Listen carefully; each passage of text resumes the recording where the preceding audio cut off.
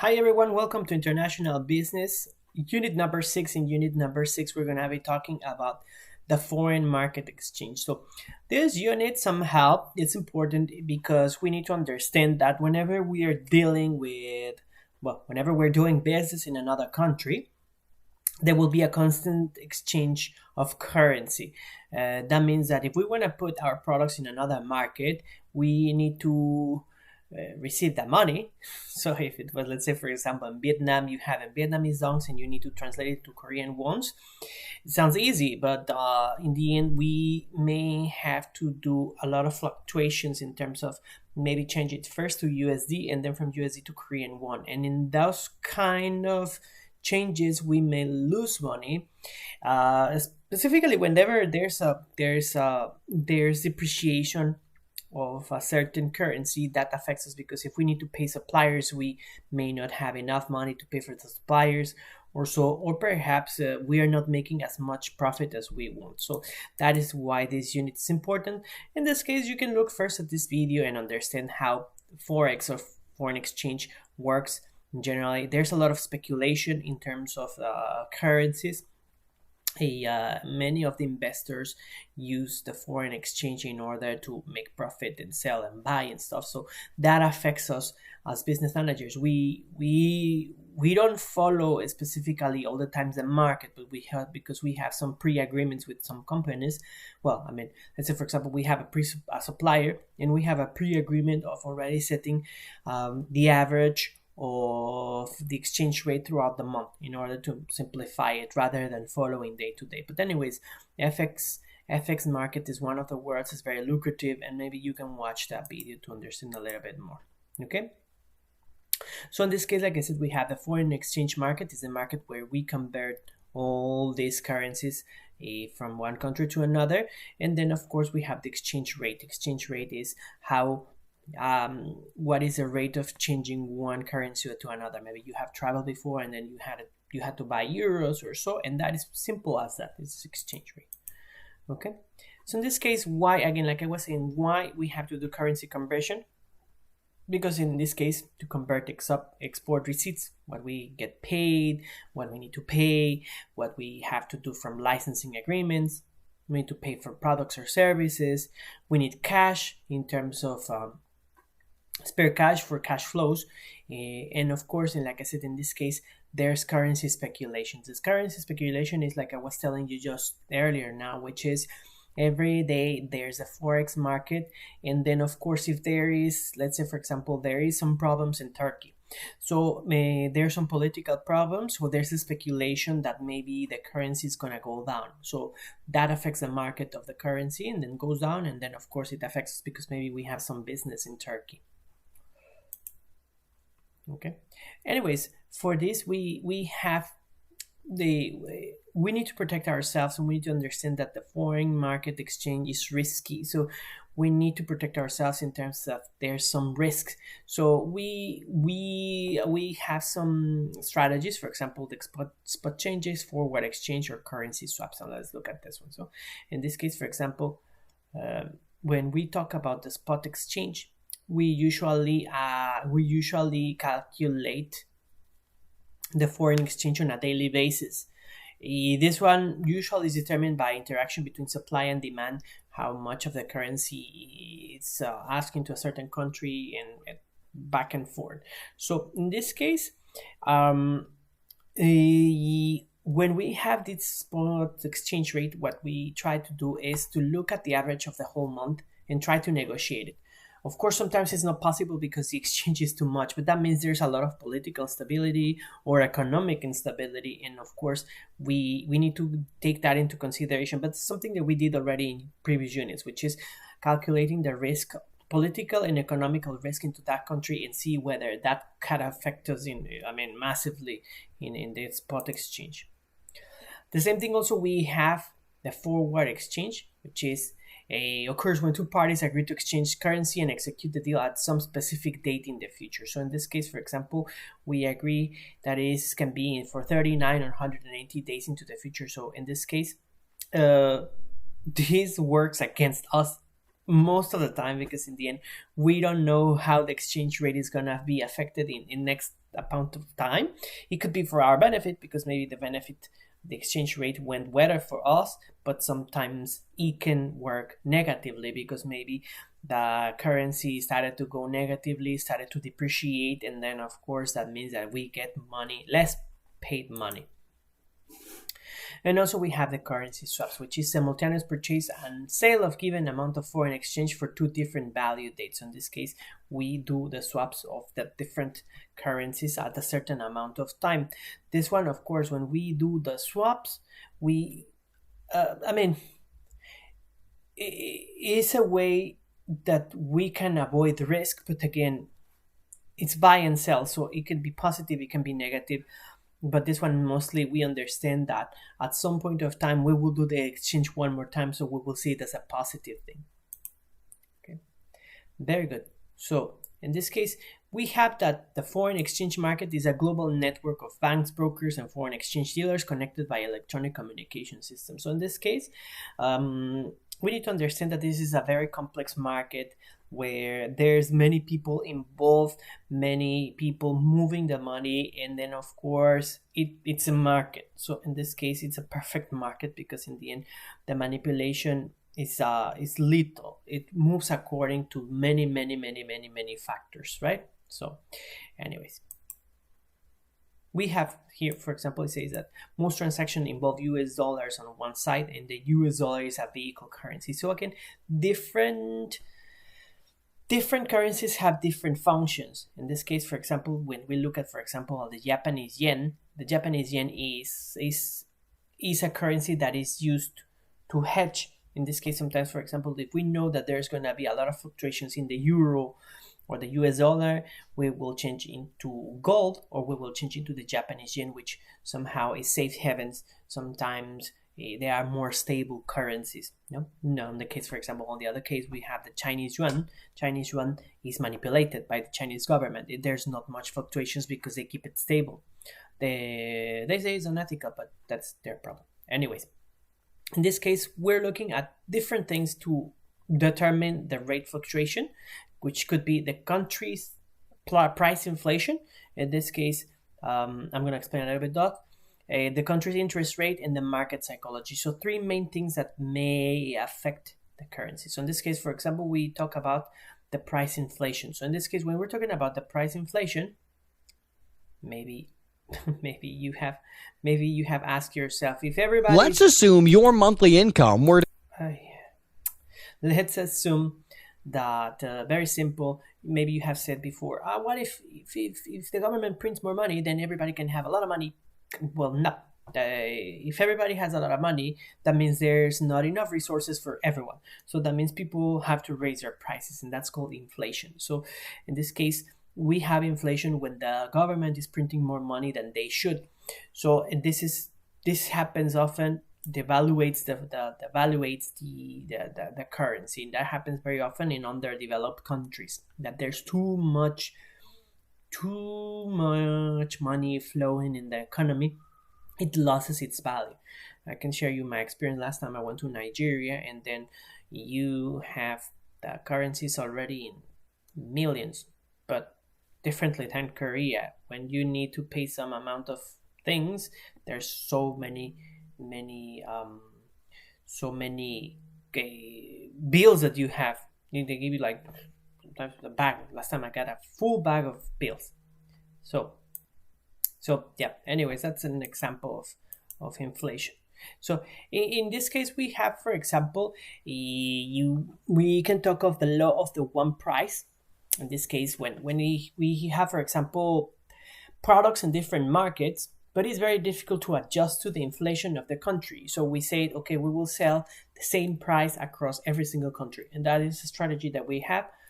Not very effective, because some markets don't have the purchasing power parity, which means we don't expect that. We have a Korean product, we put it in Thailand under the same price, and they don't have the same purchasing power parity. That means that their market is not so strong. So in that case, they won't be able to purchase our product the same way is in Korea. Probably it will be for another market, for a market that perhaps has more, is more affluent. So here, for example, you can see the Big Mac index. That is how much is the price of a Big Mac in the different countries. So this one is mostly goes together with inflation, economy, etc. So it's an index that it's not official, if we want to put it that way, but many economists use it as a good tool for understanding how the countries work. So, anyways, again, like I said, this is we go to the purchasing power parity, which is we have to understand how this predict the changes in relative prices that will result in changes in exchange rates. So in this case, we have to understand how two economies are have the purchasing power. How this is calculated mostly based on what is the salary of the people and the spending power, etc., etc. It considers too many things. It's more an economy rather than anything else. So I don't want to go into depth into this one, but again, we calculate how much they make, how much employees make, how much they spend, what is the value of goods, etc., etc. Many things in order to calculate it. Okay. So in this case, like I said, we have the money supply and price inflation. In this case, the inflation rate usually is stable, if we want to put it in that way. In this case, usually the countries will calculate what is the inflation rate per year. And usually if the economy is going well, they will maintain it, and that's good for business. That's why, again, the political and economic stability is reflected into whether we want to invest in a certain country. Because if we have stability, that means the inflation is not going to go much high or much less. There's fluctuations, of course, yearly fluctuations, but in general, it's stable. And I think that's something that you learn throughout your exam, whether Russia or Poland. What is a better economy to do it? Okay. Then also we have, like I said, in terms, we already talked about two major things, which is the country's interest rate. Well, price inflation, interest rate. The interest rate also is decided by the country, where we decide, well, not we, the countries, the banks decide, the central bank of the country decides what is going to be the interest rate. And that goes according to, again, the country's economic decision. When the country wish to develop quickly, then of course the country interest rate, it will go much lower. But of course that means that the currency is gonna perhaps lose some of its value or gain some of its value. So in this case, we may choose to support the local economy, but when we move the interest rate, that means other markets will benefit of our currency, and that may be because it's lesser. So it's complicated. In this case, I just want you to tell that in this case, the central banks decide the interest rate, and then of course we have the market psychology. Market psychology, in this case, we will go again. Let's assume. I forgot to change it. Anyways, in this case, when we're talking about the psychology and the bandwagon effects, is this happens when, let's say, for example, the government says that they're going to invest in a certain thing. For example, the American government right now is saying that if Biden wins, they're going to invest into green economies, into greener energies. So that means that probably the price of oil will go higher, and that means that, for example, people start to move the money out of America for some certain reasons, right? Moving in or moving out. Like I said, I mean, we don't know the investors' mind, so they can put some more money in or some more money out. And of course, once the market starts to move, everybody starts to move into that direction. I'll give you the example here in Korea of a psychology effect. The Bitcoin. Everybody decided to invest into that when they didn't even understand it. Okay. Anyways, in this case, we have the efficient market school and an inefficient market. So in this case, we have, in an efficient market, we talk about markets like the American market, where we have a lot of information that can predict whether the USD can go up or down. Why? Because in the end, we have the unemployment rate, we have the economy, we have the GDP, there's so many indicators that somehow we can have a prediction of what could possibly happen to the USD. But when we look at an inefficient market, like I was saying just now, for example, when we look at the Vietnamese economy, there might be so many missing indicators. So in this case, forecasting what are going to be the exchanges in the future is very difficult. Not to say that it's impossible, but it's not accurate. And somehow when we invest into these markets, emerging markets, that means I put a product in a certain market and it's fantastic because there's a lot of opportunity, but there's a lot of risk because I don't know what could happen in terms of the money. Okay. So how do we do the forecast? In this case, there's two main ways, which is the fundamental and the technical analysis. The fundamental looks at mostly all the factors that we kind of know. So we can look, for example, into the economy, some of the indicators. We mostly look at the history, what has happened before, and then we do an analysis based on what has happened before in terms of the indicators or so, how the economy is moving. And then, of course, we can predict things. Or the same thing, if there's any political actions or there's economic actions, then they will change the exchange rate.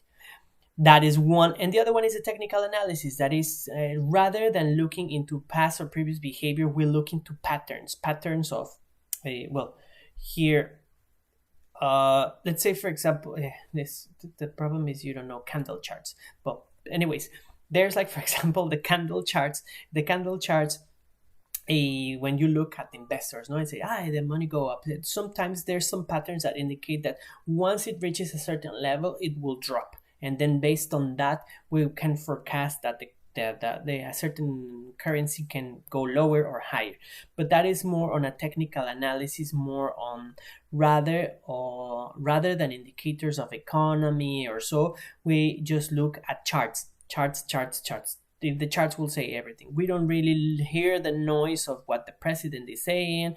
We don't hear what the economy is doing. We just look at charts and that's it. Okay. This one is a very technical thing. You can watch this video and give a better understanding of that. Okay. Now we also have to talk of the various types of currencies. Not all the currencies can be changed as we wish.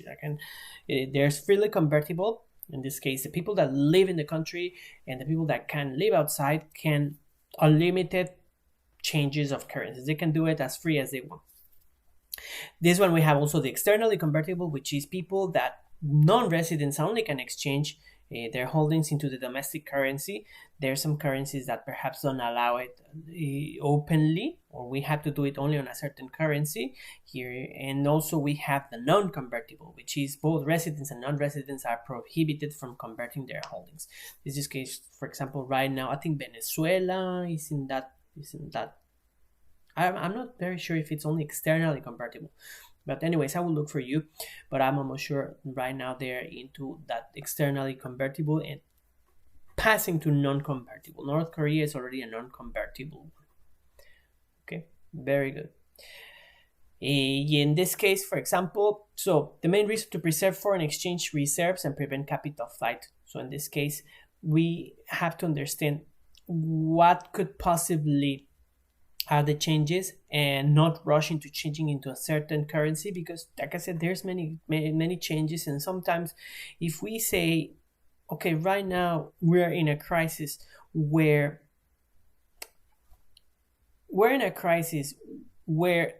there's inflation or deflation or the currency lost its value and we go directly to change it, that's not a good idea. Maybe if we can hedge a little bit and we can wait some time, maybe for 6 months while the economy recovers and then change it back, if we have that cash flow, then we don't need to change it until the situation is much better. But again, we need to look into the forecast and see whether that's a good idea, because in 6 months or not, it's going to be able to bring benefit back to us or not. Okay. So we have to understand the influence of exchange ranges on the profitability of trade. So in this case, we have, for example, the transaction exposure, which is the income from individual transaction is affected by fluctuations. So in this case, like I said, we changed from USD to Korean won to Vietnamese dong. That's a transaction exposure. Okay. Then we have the impact of currency exchange rate changes on the reported financial statements of a company. That is, when we look at the final numbers of the year, we start to see how much we got affected by all these changes. And so we have to understand that as as a big picture of it. And then we have the economics exposure, which is the extent to which a firm's future international earning power is affected by changes in exchange rate. So this is more of a long term. We have to understand how operating in a certain country can bring us an economic exposure and hinder our profitability over time. So we have, in this case, when using, sorry, reducing translation and transaction exposure, we can do buy forward. Like I said, we can agree into already, we're going to do the changes into 90, 180 exact days. Do swaps, like I said, we swap into currencies at the same time. Or also we can use a lead strategy, which is, in this case, when we have a good exchange rate, we do it in advance. So we purchase foreign currency in advance when it's favorable for me. And then the other one is the lag strategy, which is, like I was saying, I don't want to change the money right now, and I'm gonna wait until it depreciates or appreciates, and then I'm gonna wait over time. Okay, so in this case, like I said, reducing economic exposure is just very simple. We have to understand how the economy works. We have to constantly understand how the macro environmental forces are working. Okay, very good. So in this case, well, we have here some recommendations. In this case, we need to look into the finance. We need to establish a central control that protect the resources efficiently. In this case, we may set a unit that is already monitoring the exchange rates. We ask them, well, probably most of the time this is done by finance. They will be monitoring, checking, hedging, and then somehow use the resources of the company effectively by doing those exchanges when the time is right. Distinguishing between transaction and translation is not the same thing. So in this case, we need to understand that the transactions, sometimes we lose, sometimes we win, but in the translation over the year, it was a good year because we really changed what we had to do and we made the profit that we want, and that's fantastic. And we need to understand the economic. Like I said, in this case, the economy is doing well, fantastic. Can the market grow? Yes. So in this case, we have to think of all those things. Then we need to attempt to forecast future exchange rate. If we can, if there's indicators, we will try to forecast the changes. Again, it's important to have a good reporting system that, again, we understand what is our position in terms of cash flow, expenditure, expenses, money invested, all those internal indicators that will tell us whether we need to exchange, how often, when, etc. And we can forecast and, of course, do a better planning. And then produce monthly foreign exchange exposure reports. This one is a must. Every company does it. They always have a good assessment of how the economy is moving up and down and how the foreign exchange is moving up and down. So anyways, that's it for this week. Thank you so much. If you have any questions, let me know, and I'll see you next week.